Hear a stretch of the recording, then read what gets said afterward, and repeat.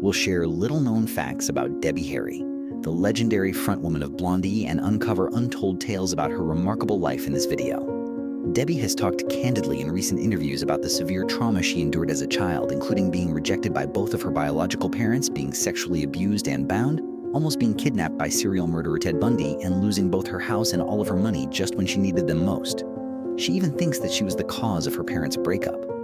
In this video, we'll delve deeper into the truths that lie beneath her story. Richard and Kathy Harry, her adopted parents, reared. Her mother stayed at home and kept everything together, while her father, a traveling salesman, was always on the road to earn a living. On other days, they forgot she wasn't biologically there since they loved her so much that they treated her like their own. Debbie's tiny heart couldn't comprehend the severity with which the reality was presented when she turned 4. You're adopted. Debbie Harry was not her true name. It was Trimble, Angela. She was also unwanted by her biological parents. When she was only 3 months old, they had handed her away. Her birth narrative was far more nuanced than it first appeared. Once, after years apart, Debbie's birth mother's great love for a guy was reignited. But falsehoods were the foundation of that love. She had no idea about the man's busy life, which already included a wife and kids. The young woman's heart broke beyond healing when the truth was revealed. She chose to give the kid away because she could no longer bear to keep the child who symbolized such a terrible betrayal, not because she didn't love him. Growing up, Debbie was torn between 2 different worlds: the sincere affection of her adoptive parents and an indistinct void she was unable to identify. She once claimed to have a reoccurring image of an adult leaving her somewhere and never returning in her mind. Throughout her life, that picture followed her, a persistent shadow of abandonment that never quite disappeared. Her early years seemed typical at times, yet there was always something a little strange about that normalcy. She once contracted pneumonia and went into a coma. Debbie was only aware of her family's intense memories of a near-death experience through their stories. And it wouldn't be the final encounter with death. She went through something at age 8 that made a child's survival instincts mature in a matter of seconds. An unknown man showed up and exposed himself to her as she was making her way to the public pool. Terrified, Debbie ran home. The stranger disappeared as if he had never been there, but her parents contacted the police. Debbie later compared the experience like a fly entangled in a spider's web. Suddenly, she realized how small and helpless she really was. Debbie felt more and more alienated from the world as she grew older. She was protected, cherished, and cared for by her adoptive parents. She still had the floaty loneliness of a wind-blown leaf, though. She took refuge in the woodland next to her house. She could be by herself there, breathe in a manner that was never permitted by the outer world. But there were also a lot of roving characters in those forests. Young girls should never be around men. The church evolved into yet another haven for music, not for ritual or spirituality. Debbie felt her voice carry her to a place far safer than reality as she stood in the chorus. A location where she was welcome, even for a little while. Debbie changed who she was when she was 15. Her hair was colored blonde. Her natural red hair vanished, to be replaced by the brilliant color Marilyn Monroe had made famous. Debbie, however, wasn't merely copying her. Marilyn was a kindred spirit to her, a talented yet severely flawed person. Someone just partially saw and misunderstood. Debbie thought they were connected in an unseen way. She was the most attractive face in the yearbook and a baton-twirling cheerleader at school. However, her inner uneasiness was visible through her flawless exterior. She never paid attention in class. She frequently missed school, thinking about things no adult could figure out. Debbie yearned to pursue art after graduating, a world of color and desire. However, her adoptive parents sent her to Centenary College, where, according to Debbie, girls were taught to become wives. The thought choked her. She was aware that she had 2 halves, a calm and soft half, and a restless wave that ached to shatter whatever mold that had ever been put around her. After graduating from high school in 1965, Debbie moved to the Lower East Side with an old suitcase and an unwavering spirit. The neighborhood's rhythm was made up of blasting horns, peeling walls, wet flats, and gorgeously irresponsible people. Debbie took any necessary action to ensure her survival.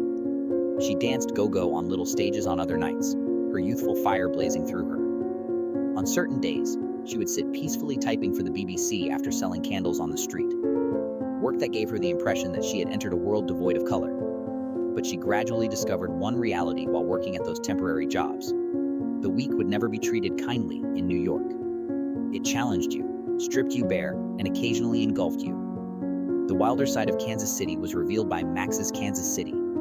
Artists, wealthy eccentrics, politicians, and lost souls all met in that nightclub. Even though she was only a waitress, it felt like she was at the center of a cultural boom just by being there. In a single night, she witnessed everything: arguments, sorrow, joy, desire, creation, and destruction. She used to serve cocktails while wearing a tight costume as a Playboy bunny. People frequently criticized her work, saying it went against her feminist beliefs. Debbie, however, was brutally honest about that time period. It was cash. She needed money to live, to dress the way she wanted, and to avoid ever having to ask for anything. She also enjoyed the risk. She even chuckled, remembering a crazy incident in a telephone booth. Only Debbie Harry could brush it off as another day.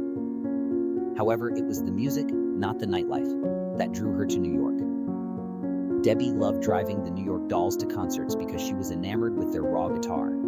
She became engrossed in the eerie ambiance of the Velvet Underground while listening to Janis Joplin's voice. It was like breathing music. She also knew she was destined to be behind a microphone, despite the fact that she was merely a supporting character in tiny groups. Debbie became a member of the aspirational psychedelic folk group, The Wind in the Willows. In 1968, they put out an album, but it was a failure. Debbie ended up back at square one as the gang disintegrated. After moving back to her hometown from New York, she fell in love with a house painter. Before she noticed the terror concealed beneath the serenity, it appeared to be the straightforward, everyday route anyone might take. The man's actual character came to light. He was violent, domineering, and insanely jealous. He pursued her assiduously after they parted ways. He also threatened to sexually attack her after breaking into her flat one gloomy night and placing a gun to her head. Despite the fact that she lived, Debbie never forgot the cold horror of that moment. When questioned about it years later, she shrugged and responded, "Crazy, right?" as though it were just another incident in her life. However, if you pay close attention to one way or another's undertones, you can hear that darkness in every word she sings. Debbie joined the Stilettos in 1973. She really discovered her energy, defiance, freedom, and that alluring onstage charisma here. She also met Chris Stein, the man who would end up being her greatest love after one of their performances. Chris and his girlfriend were present. However, something unsaid between him and Debbie ignited right away. His dark hair, thick eyeliner, and deep eyes. It was all like an arrow to Debbie. Chris accepted Debbie's invitation to become a member of the Stilettos. The two soon discovered that their combination wasn't merely compatible once their bassist left. It was explosive.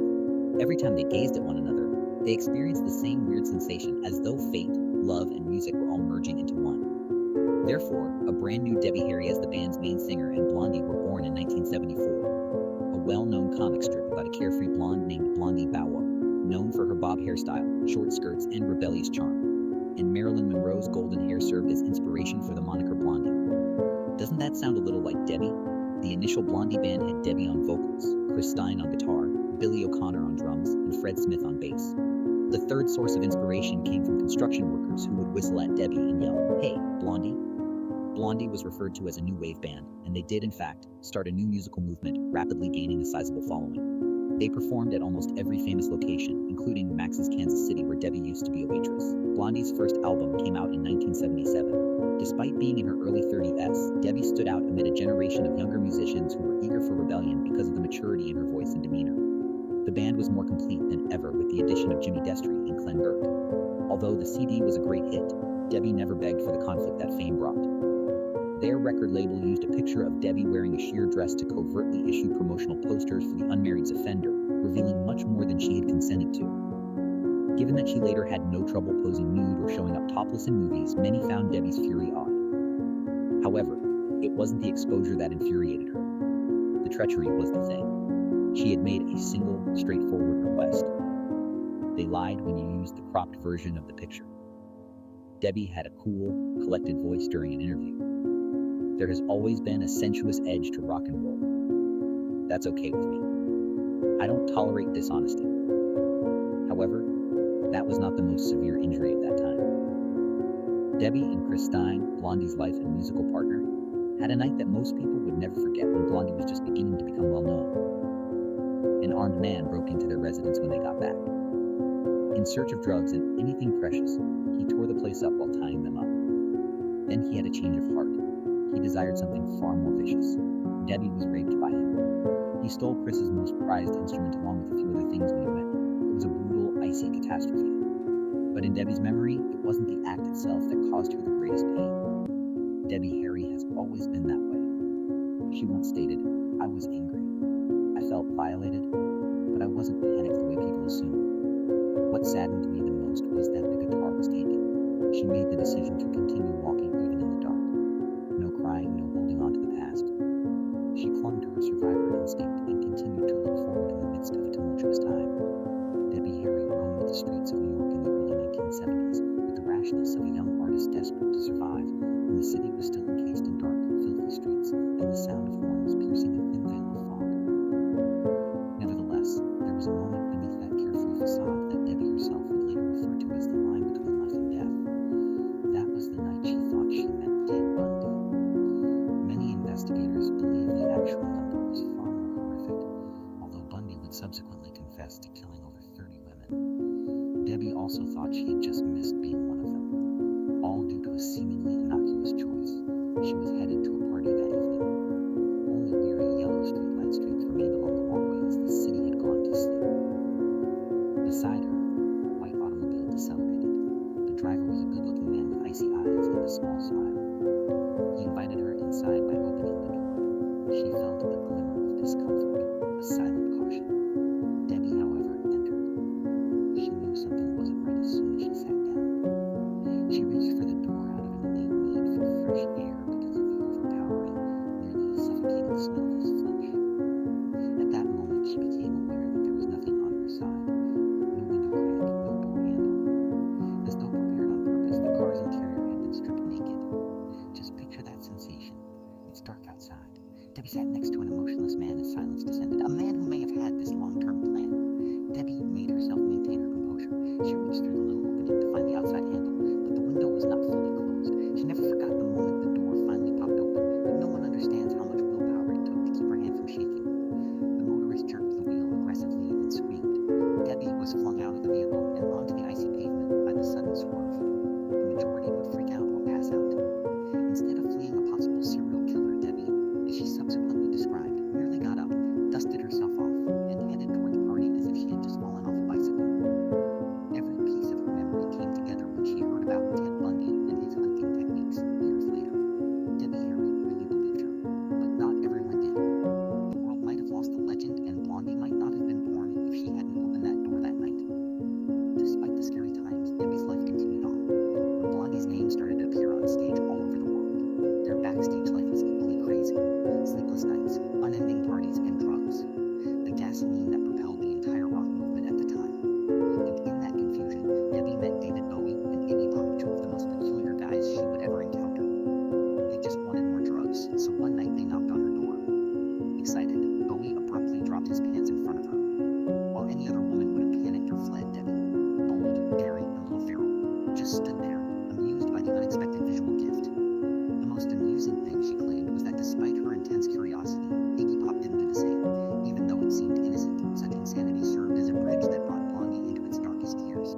The Hunter was an unsuccessful album in 1982. The band went into a spiral. The atmosphere was as oppressive as an oxygen-free room. To make ends meet, they went on tour with Duran Duran. Backstage, however, Chris, her partner and the band's lead guitarist, continued to collapse, his body eerily thin. They thought it was drugs. Nobody suspected that it was an uncommon autoimmune condition. Chris was admitted to the hospital. Debbie loved him so much that she risked bringing medications into the hospital to help him with his discomfort, and she stayed by his side day and night.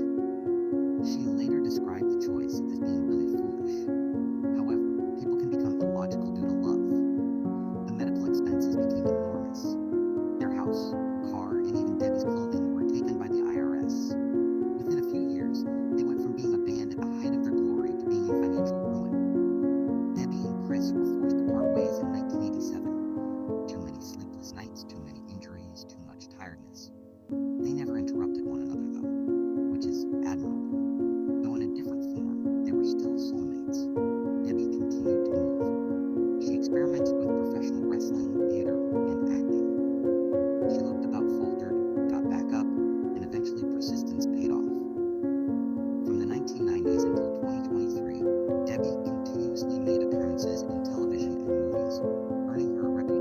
as an actor. Blondie got back together in 1999, but not out of nostalgia. Debbie established a single rule. It must be brand new. It must be imaginative. We are unable to replicate ourselves. They concurred. Blondie came back smarter and stronger. They have since put out 5 additional albums. Evidence that an artist's heart has never been constrained by age. Debbie laughed when asked what she regretted. Everybody makes errors. Learning to get back on your feet and then make fresh, more fascinating mistakes is what counts. I promise you won't want to miss the following video on your screen.